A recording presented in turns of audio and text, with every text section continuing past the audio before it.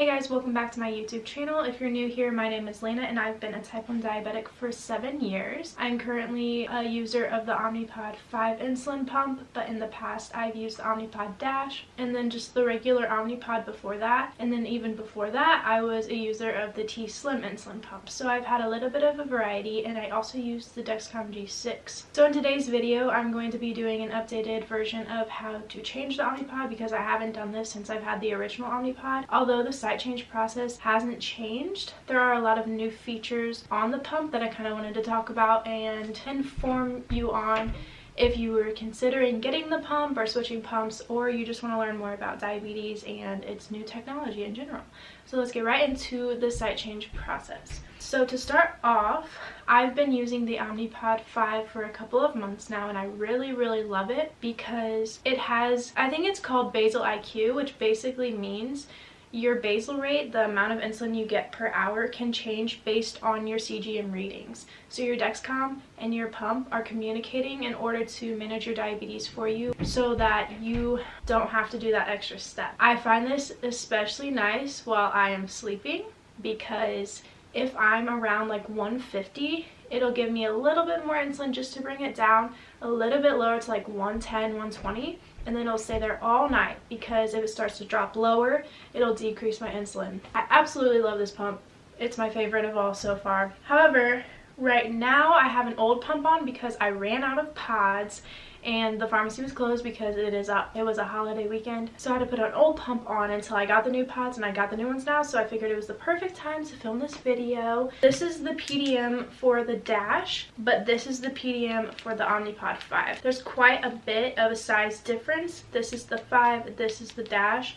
It is a lot bigger, however, I don't mind because you don't have to carry it on you at all times. Like, I can leave it in my room, go upstairs, like, you don't have to be attached to it constantly, and that is something that I love about the Omnipod insulin pump just in general. The main difference between the two, other than size, is the battery life, because this thing, I don't know if it's my fault that it's worn down, maybe it's just like getting old and I need like an updated one anyways, but the battery life is horrible on this because I will literally charge it all night and it will die before the end of the day. That doesn't make sense to me because it's not like I'm just sitting on it like it's my phone. Like, I get on it for less than a minute at a time, maybe 3 to 4 times a day. So that just seems crazy to me. But this one, I don't even have to charge it every day. It lasts like, I would say 3 to 4 days. However, it is still pretty new, so maybe as it gets older, the battery life will start to decline. Same with like iPhones and stuff. That's kind of like my theory on it. Maybe just because it's newer, and I'm sure they've improved the battery life because it is like a new software, new upgraded pump. So I'm gonna start by going on to my PDM, unlocking it. So this is my old PDM from the Dash. If you're using the 5, it's the same thing, but you'll go to pod info, view pod details, change pod, deactivate pod, and then you'll wait for 2 beeps.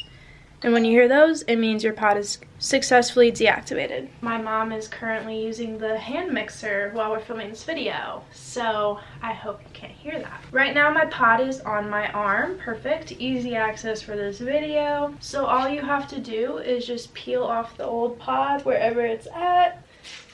Okay, so peel it off, and then this is trash now. Then I like to take an alcohol swab and I'll just clean off the site because sometimes there will be a little bit of blood, like if it was bleeding at all. Some sites bleed, some don't. I don't really know why. I haven't figured it out. I think it's just where you happen to place it, if it hits anything and bleeds or not. And then I take a little band-aid. I really love these little tiny square ones because the site is so small. Like, literally it's just a tiny cannula going in your skin, so you don't need this huge band-aid. So these are literally perfect. I'll put some Neosporin on the band-aid, and then I just put the band-aid right on my site. It's kind of hard when it's on your arm to see where the site was at, but you can see it was right there. And then I typically will leave that on like overnight. I normally change my pump in the evening time, so I just kind of sleep with that on. and then I'll take it off in the morning when I shower. I just noticed that it kind of helps the sites heal a little bit faster and helps the bump go away quicker, because I don't like having the bumps left on my body. So now we're gonna hit set up new pod, fill a new pod with insulin, and then listen for 2 beeps, and then you'll tap next. Something I love about Omnipod is that the site changes are super quick and very simple to do compared to like T-Slim. And maybe it also has to do with I've had diabetes for 7 years now, so I'm getting more used to it. I'm quicker and more efficient at changing sites. But when I had the T-Slim, it took me a while to change it. I feel like there was just like a lot more steps in general.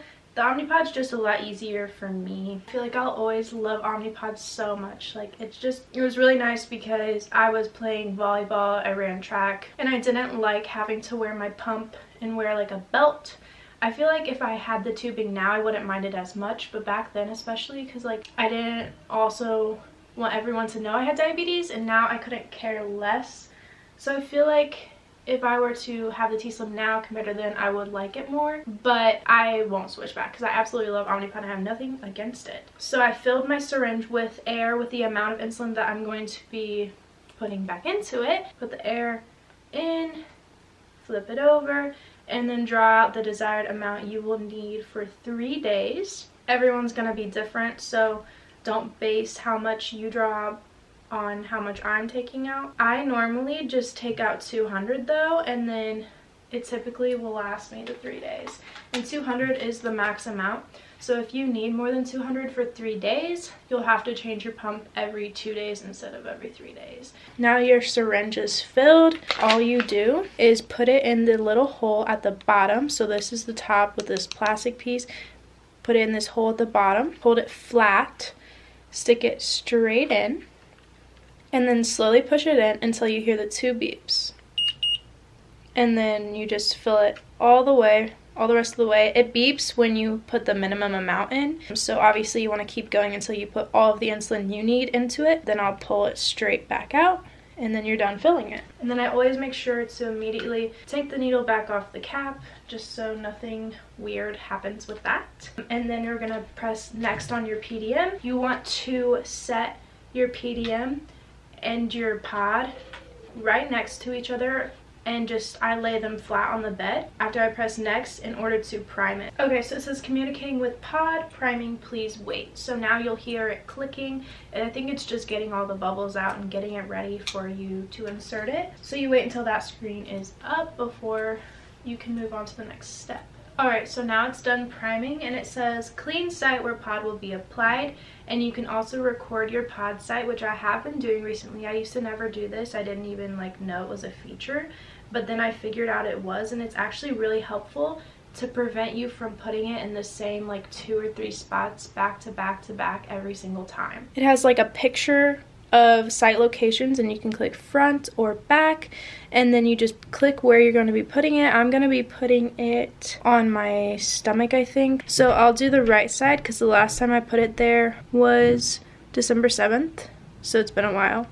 And then you hit done, and then it tells you front, right, abdomen. So once again, it's really nice to just prevent scar tissue buildup and everything. Gotta unbutton my pants for this.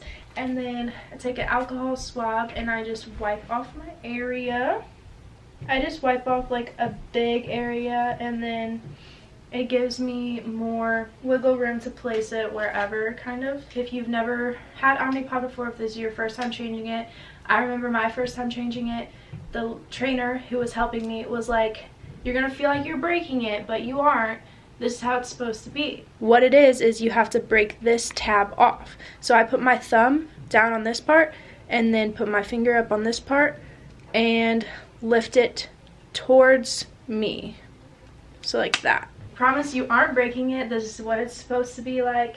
It is kind of weird, but it is the way it is, and you'll get used to it. But just know you aren't breaking it. And then we're gonna remove the paper backing. So there's these little tabs up here.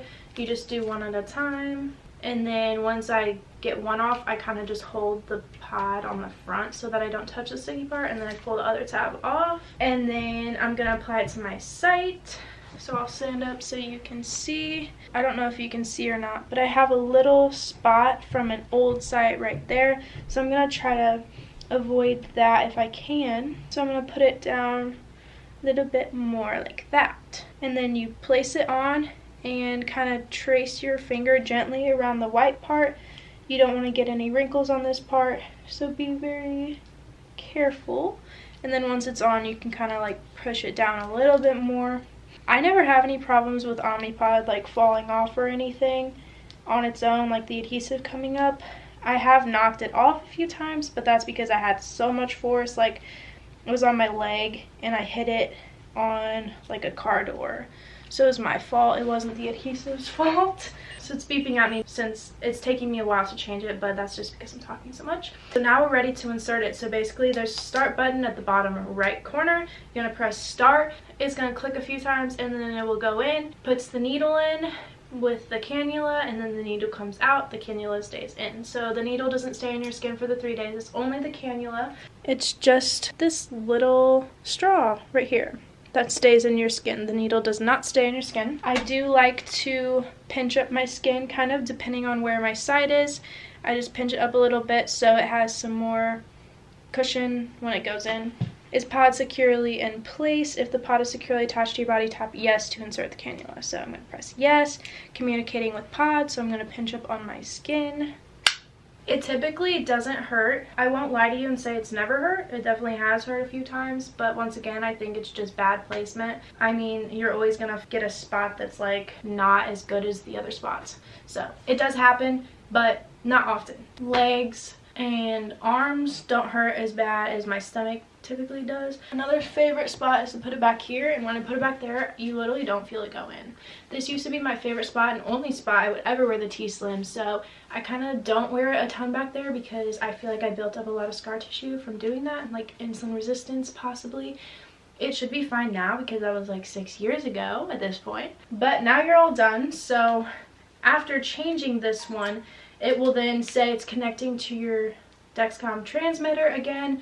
It says this could take up to 20 minutes, but once it starts, if you have it on the automated mode, then it will start your basal IQ. I hope you enjoyed this video. I hope it helped you out. If it did, be sure to give it a like and subscribe to my channel if you have not already. Today is New Year's Eve when I'm filming this, so hopefully I will get this up pretty soon. This will be my first video for the new year, so happy 2023. I hope you have so many goals that you're working towards and so many things that are inspiring you to just be the best person you could be.